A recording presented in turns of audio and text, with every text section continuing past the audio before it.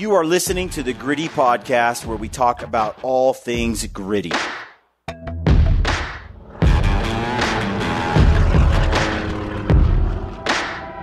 Welcome back to the Gritty Podcast. I'm your host, Brian Call. I've got Brad Hunt here beside me, and today we're going to talk about the Cubic Mini wood stove, the Grizzly model that I installed in my 16-foot cargo trailer. It's 8 foot wide, 16 foot long. It's a little cargo trailer build. Check out the previous episode that we just dropped of how we insulated it, how we added a window to it, how we added a door handle to it, just some things that we're doing. We're going to keep recording as we go because I have a lot of plans for continuing to improve and add little bits and pieces to this trailer. But for now, we're going to dive into the Cubic Mini wood stove. Wood heat is simply the best heat. Yeah. We've been thriving on wood heat in our backcountry shelters for quite a while. I don't have to buy wood, or I don't have to buy fuel, I should say, propane and such. I can pretty much just go out and with a little bit of sweat equity, I can chop up some wood, and it is incredible how long it lasts. I'm going to get into that in this episode. You don't want to miss it if you're interested in a van build. If you're a boat, a cargo trailer, any of that kind of stuff. Overland style. If you already have even a normal sort of toy hauler trailer, RV, you might want to look at this because wood heat is just so nice. Mm-hmm. It's so nice. And I actually plan to install a gas furnace, propane-driven gas furnace in this trailer build to go along with the wood stove. I want redundant heat sources. And if you've already got a furnace in a trailer that you already own, I can't recommend this stove enough. Yeah. It's just the ambiance, the feels, the just efficiency that it burns.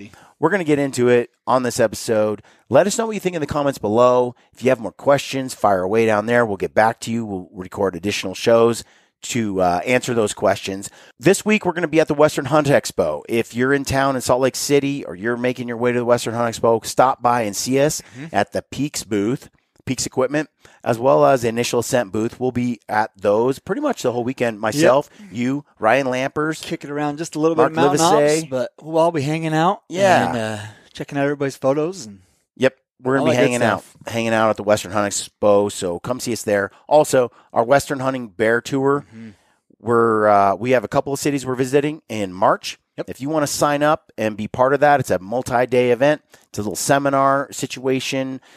We're going to share everything we know about bear hunting, backpacking, and so on at this event. If you want to learn right from us, it's a fun group of people. It's going to be myself, Ryan Lampers, Mark Livesay, Brad Hunt, and we're hoping you can join us. So go check that out. The website is westernbeartour.com.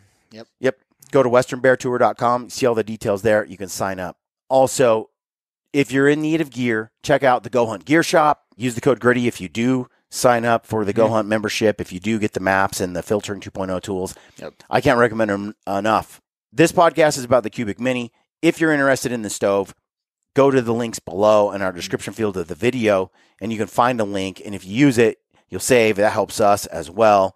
It's for the Cubic Mini wood stove, Grizzly, and I can't recommend it enough. But listen to the podcast. Look at the stove. If you're listening to this, you probably want to go watch it because you can see the stove in action, and hopefully you find it useful. Again, leave us comments below. Let us know what you think. We really appreciate all the feedback. As always, thanks for tuning in. Stay gritty. Welcome to the Gritty Podcast. I am Brian Call. Today I'm going to talk to you about my Cubic Mini Grizzly wood stove that I installed in my 16 by 8 foot cargo trailer. If you're listening to this podcast, I highly recommend that you go and watch it because it's very visual.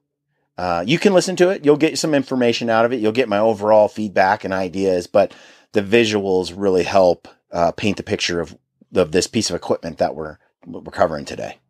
I installed this because I really love wood heat. Wood heat is my favorite. I've used gas, electric, propane, all that kind of stuff. I feel like wood heat is the best heat. And I don't have to search for fuel or buy it. It's just a little bit of sweat equity. And I can fill bins like this full of Cubic Mini wood to burn.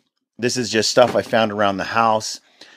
And I have my fuel source, especially if things got bad I don't have to come up with gas. There's wood. You can always find wood pretty much. So I wanted to go with wood heat. It also dries out your gear better than does propane and electric and so on. That said, I will probably install like a Propex propane furnace in this trailer to go along with the wood stove. I think that's ideal, and I'll explain why later.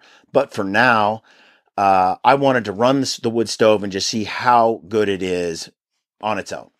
So my overall conclusion, it's worth the money. It was perfect for this trailer build. I love the wood stove, but it has its drawbacks. One is it takes forever for it to get lit and to start burning. And not only does it take forever, it doesn't really put out heat for like a couple hours. This cast iron box with the ceramic plates and bricks and all this kind of stuff that's built into it, it takes a long time for all of that to get to critical heat and then actually start radiating into the trailer and make it warm. So you're not going to pop out of bed in the morning, throw in some wood and like be toasty right away. It doesn't work that way. But once you have it burning, it never goes out. It burns a long time if you manage it right. For example, we lit this thing and we camped out of this trailer for 4 consecutive days. It was about 10 degrees at night. And then during the day, it was 25, 30 degrees or so, but generally below freezing. And we were able to basically keep this wood stove burning for 4 days. We could stuff it with wood at night when we went to bed. And in the morning, we could wake up and there would still be coals in the fire, load it up with more wood, crank up the airflow, and it would start cranking out heat again. And it was nice. We'd leave during the day, sometimes come back in the afternoon, sometimes not. But basically, once it was up and running, it was great. And it never really went out. It also didn't use hardly any wood. I cut up a bunch of wood from the house, Dad and I, chopped in little rounds and then used them all, chopped it into cubes. We got these bins like this. I filled 4 of these bins up for the trip. I figured, I wanted to make sure we had plenty. We didn't know if we'd be there for 4 days or 6 days. Turns out we only used about 75% of one bin. 2/3 of a bin is all we used. It was crazy. There was still like a whole layer of wood left in one bin after 4 days of burning constantly. Of course, your wood source is going to make a difference. If you have a real lightweight wood that burns real fast, isn't dense, it's gonna burn faster.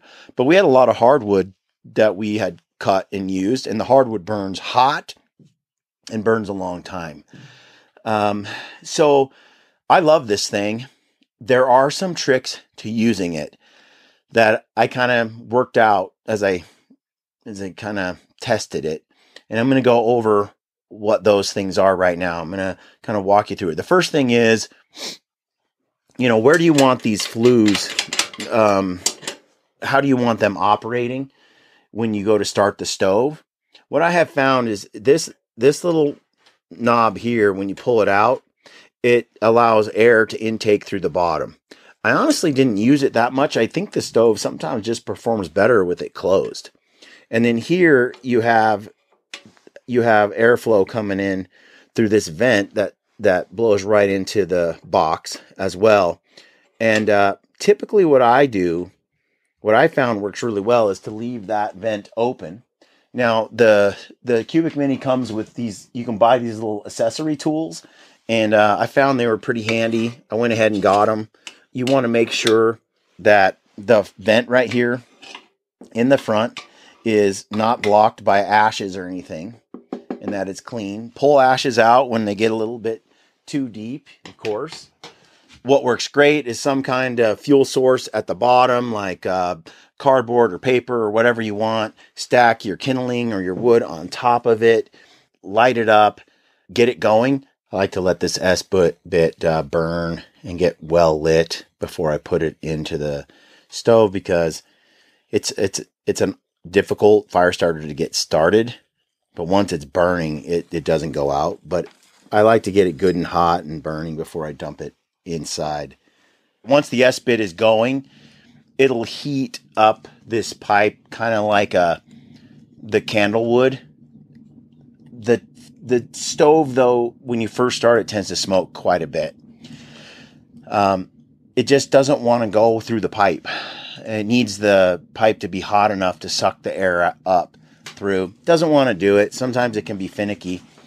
The trick really, though, is if you really want to get this thing cranking and you want to get it going fast, I don't know. I would hate this stove if I didn't also have this Flextail air pump. Okay. I would hate trying to start this stove without this Flextail air pump. This is the Flextail, I don't know, 2X or something. It's used to air up my air mattress, but I use it for this stove. And you can see the smoke kind of coming through. And I'll put this thing in here. I'll grab a piece of wood. Let's say I grab a smaller piece. I'll put it up on top here of that cardboard. Normally you'd cut kindling, but I've been lazy, so I'm going to do this without. So I'm throwing in a couple pieces of wood like so. Right now it's drafting pretty decent, but I'm going to turbocharge this thing because I don't have patience. I want this thing to go.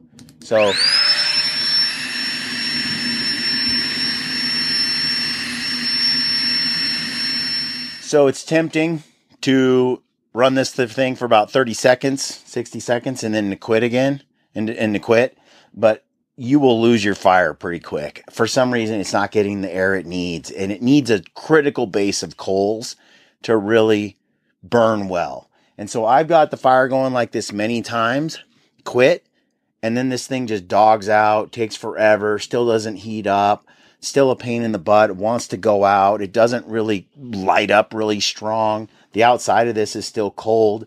This fan right here, this little eco fan, it is operated by heat from the stove. Heat comes up through here, turns this engine, and the fan blows, which I use to circulate air inside the trailer. It doesn't use any electricity. It hasn't even got going yet, despite how much I had this fire going. Not enough heat is coming through the cast iron yet to even get that thing to spin. And so I just run this for like 4 minutes, sometimes 5 minutes straight. We're going to get back to it because I really don't want to wait for this thing to be sluggish for an hour. I want it going.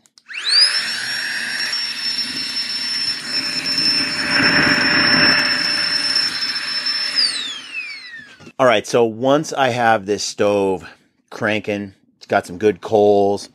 It doesn't need my help anymore. Especially, I know it's kind of getting to the point where it's going to take off and put out some good heat once the eco fan starts to kick on.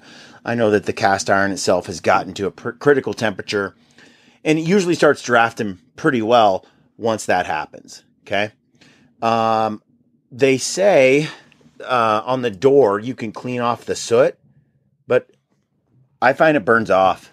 Right now you can't see it because it'll collect soot pretty quickly on this glass, but it will burn off when you get the stove super hot, and then it'll soot up again when it burns cool again.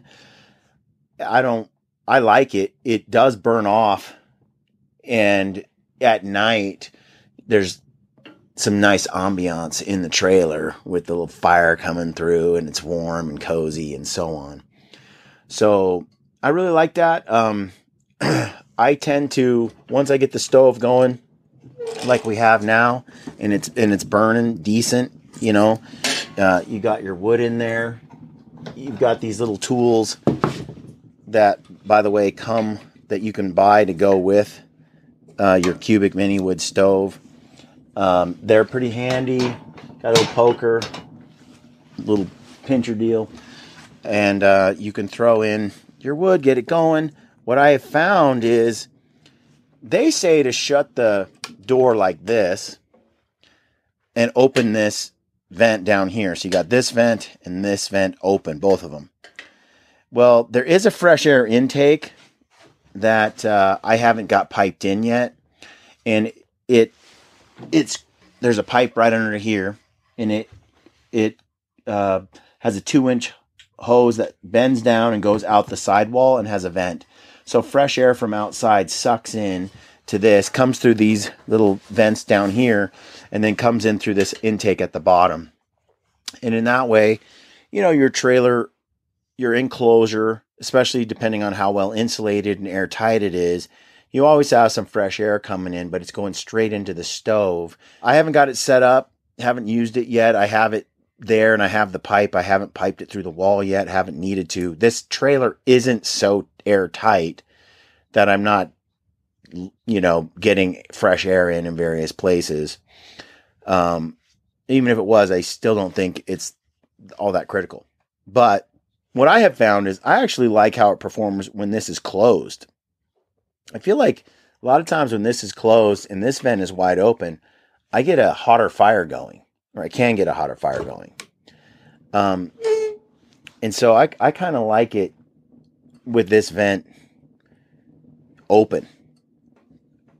And when I want it to burn more slowly, once I got a critical thing going, I'll inch this over about halfway, and it'll run like that. It'll keep the fire burning a little, still pretty dang hot, but it doesn't go through the wood quite as fast. I think less heat is lost out the chimney and more of it's trapped and more of it comes inside. So I might leave this vent open here. Now, until I pipe it outside, I really won't know. But you can look through the glass and kind of see when the glass is clean, which it will be after it gets the temperature going. But you can see what happens when you close this vent a little bit, open it up a little bit, open this vent as well, and play around with those things and see what kind of results you get. Like I said, the fuel source kind of matters. If you get the right wood in there, this bin has a little more softer wood in it. The other bin that lasted longer, had a lot denser hardwood in it, like maple, old hardwood maple, and some oak. And that stuff burned a long time and burned hot. But another feature this thing has that I like is this little water box on the side. And you fill this thing up with hot water or with cold water. And you just hang it off to the side here, like so. You can put your water inside. Hang it off to the side, and then you got hot water for tea, coffee, hot chocolate, whatever you want. Just open it, and you're good to go. That's how the Cubic Mini wood stove works. I find once I have it going like this, it will keep your trailer nice and cozy, especially from the knees up. It's like nice and comfortable. I have not insulated the floor of this trailer, and until I do that, and I probably will, it's got double 1-inch plywood on the bottom, but there's not an actual insulation layer. Also, I haven't completely finished spray foaming all the little cracks and crannies yet. So there are some little, spots where a little cold air is coming in.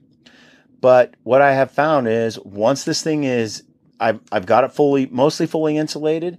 This thing, even with some serious gaps and holes and cracks around here, especially in the rear door, there's you can see daylight coming through. Didn't matter. This stove still kept it warm when it was below freezing in here, nice and comfortable. It is not so hot though that you're going to massively quickly dry out your wet gear like you would in a teepee. The teepee gets to be in the top of the shelter, 90, 100 degrees. Your stuff dries out very quickly. In here, it kind of gets up to 75 degrees, 80 degrees in the whole trailer and kind of stays that way. This thing will not take your trailer up to 100 degrees. It's not going to run you out of here. It's kind of not built that way. It just puts out enough to make it feel like room temperature, and always room temperature, whether it's super cold outside or whether it's in the 40s or 0 degrees outside. This thing seems to just regulate a nice, even temperature inside, around 70s, somewhere in the 70s. And the way I see this is, it would suck if this thing actually was constantly getting too hot. And I think that's the risk with bigger stoves in such a small space. First of all, it's going to burn more wood, typically, but it's also going to be too hot. You're going to constantly be opening a window or trying to deal with that. This thing doesn't quite get just raging so that you get overheated at all. It just makes it comfortable. So one of the things that I want to do is install a Propex. That's kind of the one I'm leaning on right now. Propex propane heater. I can set the thermostat to, let's say, 75 degrees, 80 degrees inside the trailer. When this stove ebbs and flows, the wood stove ebbs and flows, maybe the temperature gets a little too cool, the propane kicks on in the night, let's say. But this is doing the bulk of the heating. My wood stove would be doing the bulk of the heating in here, and the propane would just be kicking on every now and then. It's easy to install, but it also doesn't use a tremendous amount of propane. It's an efficient user of propane. And that's kind of, again, what I'm leaning on. So I want to run the stove, but when my wife and kids and we're all in here, and she's like, I want to be warmer because, it's how she is. I'd like the propane heater just to kick on every now and then and just push that temperature up just a touch. Or maybe in the morning, it kicks on a little bit more as the fire wanes down. It's just down to its coals to bridge the gap between when this stove is kind of burning out versus when it's raging. And I think that could be a good blend to keep this place super cozy and nice. But overall, my experience is we'd get it going like this, close the door, and it ran 4 days without ever going out. Every now and then, it would burn a little low, and I would grab the Flextail, and I'd just throw some wood in there, a few new pieces, get the Flextail going. Within maybe a minute or two, I'd be back in business with the raging fire, and I could shut the door and the trailer would be hot in 10 minutes or so, 15 minutes. Super nice, man. It's about $1,000 product, somewhere in there, I think. It's like $500, but by the time you get accessories and you get the sheet, the reflector, the heat reflecting shielding, the multi-insulated pipe, all the stuff is for safety, so that you don't I can touch the pipe, I can touch it up there. The goal is not to, to be able to run this thing without catching your trailer on fire, right? So, you got to empty the coals. It's nice to have this little, or any little kind of scoop, and get those coals out of there, and or coals, not coals, the ashes when they build up. Toss those every couple of days. But I can't say enough about it. I really like it. I'm impressed. I thought about installing 2 of these just to have the option of getting this place to 100 degrees if I wanted to. But after running it, I don't think that's the way to go. I think one of these combined with an alternative type of heats, like I said, the propane, I like the Propex furnace. I think that's the way to go. And you have one you can run wood, the other you can run gas, and you can run them both at the same time. In summary, I think the stove is great. It is not going to be a barn burner. Some people I've seen be very disappointed with their cubic mini wood stove. I think that's largely because they don't know how to use it. They're not using a hack like the Flextail to really get the air, to get the coals going hot. They don't know how to draft it properly. I just think some of that's just a lack of experience with a wood stove. I also think some expected it to be so raging hot, that it would just heat up a space, no problem. But it's much more of a long-lasting, efficient wood-burning source. So, in my experience, it's perfect for this size trailer. And the more I pursue insulating the trailer, which I will continue to do. I still haven't got these seams filled in. The sheathing isn't completely finished. I don't have everything completely sealed up. And once that is done, I think this stove is going to be hot. If I do the floor, no doubt, this thing's done. I mean, this stove is more than enough to keep it nice and cozy. Driving down the road, no big deal at all.